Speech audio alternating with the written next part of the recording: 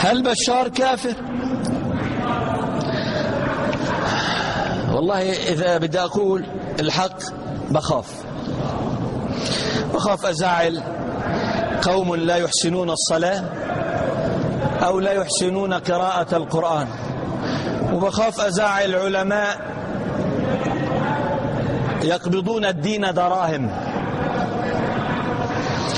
وأخاف أن أغضب أحزابا وفرق تكتم السنن وتحرفها وتبدل فيها. إذا سكت ابن إبراهيم سكت خشية الناس.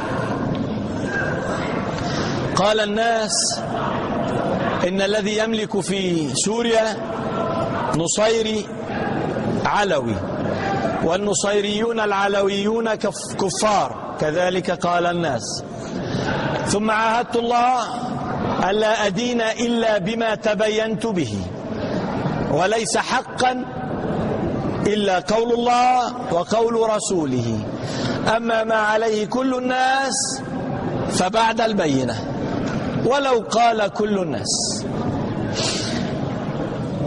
أنا وجدت على الشبكات من يكفرني أنا، فإذا لم يتقوا الله فينا أيتقون الله في هؤلاء؟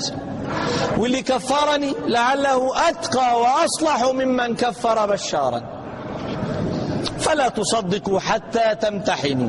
قال عليه الصلاة والسلام يفشو الكذب. فقال الناس إن الذين يملكون في الشام نصيريون علويون، فأليت على نفسي لأن مقامنا في البيت المقدس ليس كمقام سائر الناس، وعاهدت الله غير ما عاهده الناس أن أنصره ولو ثقل هذا علي، ما أيدني بروح منه. فتبينت وسألت حتى إذا قلت بعلم. فإذا استدلوا بشيء احملوا ما على الشبكات سلوا بها علماء المسلمين. في تسجيل لبشار الأسد، وأنا إذا سألت الله أن أكون كأحد أسأله أن أكون كأصحاب النبي والصديقين، ولا أسأله أن أكون كبشار، لا ملكا في الدنيا ولا تولى على قوم لعله ظلمه ولعله أفسد، لا يعنيني هذا. ففي على الشبكات هم بيستدلوا بيقول لك هيا قال. طب ماذا تقولون في هذه؟ أتوه قالوا له إن بعض عمالك ورجالك يقولون إنه لا إله إلا بشار، فمسجل بصوته وصورته يقول من قال هذا فهو كافر، ومن سجد لصورة بشار فهو كافر. هذا هو اللي بيقول. ثم قال لعلماء المسلمين أستطيع أن أسجنهم جميعا، ولكن ثم ماذا؟ علموهم الدين. هذا موجود على الشبكة. علموهم الدين. قال لهم نريد أن نكون كرسول الله، خرج بجيشه ليقاتل أم ليهدي الناس؟ هو بيقول للناس أنا لا أريد أن أحكم، احملوا هذا. إذا قالوا لك ما هو وما هو، ما أنتم قلتم علينا وقلتم على من هو خير منا. إذا بيقول لك ما تصدقوا يا أخوانا، في من علماء المسلمين من كفر أكابر علماء المسلمين، فلن يتقوا الله لا في بشار ولا في غيره. لا تقولن في دين أحد حتى تتبين بنفسك، أو أسكت، لا تنعقن بنعيق الناس. قال الناس وكنا نخوض مع الخائضين، تهلك. لا تقل في دين أحد حتى تتبين. النصارى واليهود وغير المسلمين كلهم كفار حتى يثبت العكس، والمسلمون كلهم مسلمون حتى يثبت العكس. كيف يثبت؟ ليس بقول الناس. في هذه الأيام ما قبل خروج الدجال تبين أو اسكت، لن يسألك الله إلا إذا تبينت. اثنين، أنا لأنه مقامي حقيقة ليس كمقام مسيلمة الذي أطل بقرن الدجال من الجزيرة، يكفر هكذا جزافا إني أخاف الله. عظم الله. فأرسلت حتى أتبين ورب العالمين لو علمت عنه كفرا كان أيسر وأيسر لي أن أكفر. بقول بقول الناس، ومين ده يمنعني؟ على جل العلماء بيقولوا بهذا، هذا أيسر لي. مش هيك يا أخوانا؟ إما أن أقول بعلم أو أمسك. فأرسلنا نتبين، فسألنا، شو ما بيسألوا بيقول العلماء، سألنا بعض العلماء واللي أجاب مفتي حلب. لا، مفتي حلب هذا من شيوخ السلطان. طيب واللي في الجزيرة من شيوخ من يا شيخ؟ من شيوخ الإخوان. شيء والإخوان لهم حزب ولهم غاية ولهم خطة، وهذول لهم غاية، فهذا يفتي لهم وهذا يفتي لهؤلاء. شو اللي خالف؟ شيخ أخواننا. اثنين، مين المنتفع بفتوى القرضاوي؟ إحنا ولا أمريكا وإسرائيل؟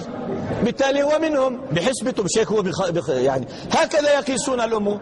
طيب خلينا نقول فمفتي حلب قال هذا القول ليس قضاء مني، هذا قول لعلماء المسلمين، أنني سمعت مثل هذا القول، ماذا تقولون فيه ببينة؟ يعني لست من الصبيان ولا من الأغرار الذين تنفقون أقوالكم عليهم. إذا قلتم نعم ببينة وإذا قلتم لا ببينة عرفناكم وعرفنا بما تكيلون. طيب، قال مفتي حلب، قال سألت بشار، فقال بشار قال أنا مسلم سوري والله لا أعرف عن العلوية شيئا. هذا قوله، هذا قول بشار من نفسه. لعل مفتي حلب قوله ما لم يقل، أو لعله زاد، أو لعله نقص. المطلوب من العلماء الذين أفتوا بالجهاد حرب وبالدماء أن يتبينوا من هذا. ولا لا أخواننا؟ تبينوا، فإن كان عندكم بين بكفره كان كافرا، وإن لم يكن ما كان كافرا، حتى نتبين. أحلت هذا على مكاييل الذين طففوا الميزان. شيء طيب. ثانيا، إن كان كافرا، ده أفترض الآن أقول إنه بشار ليس علويا بل نصرانيا، يعني مش نصيري، نصراني، مش يهودي مجوسي. ليه؟ نخرج عن بكرة أبينا نقاتل. هات. متى كان المسلمون بهذا الطيش وهذه الخفة؟ يعني تعرف روسيا يا أخواننا في أكثر من الاتحاد السوفيتي في. طيب شيخ المسلمين، خلينا إحنا بإذن الله الأطراف اللي على سوريا قبائل، أي واحد إمام مسجد يحمل حاله ويطلع على سوريا فيمحو سوريا عن بكرة روسيا، آسف، عن بكرة أبيها. مش هذا هو، مش هيك. إذا رأينا رجلا كالنبي عليه الصلاة والسلام يعد العدة، يلبس درعا ومغفرة، مش هيك؟ في ممن الذين يدعون إلى هذا بيقول لك لسه مش هذا وقته. طب ليش الآن بتقول لأهل الشام هذا وقته؟ متى يتغير الوقت ويصير الوقت متى؟ فإذا كان النظام السوري حقيقة كافرة لا تستطيع أن تقاتله إلا بالإعداد والإحسان، فإن أعدوا وأحسنوا ووافقوا شرط النبي فلا ينتظروا منا إذنه. صحيح.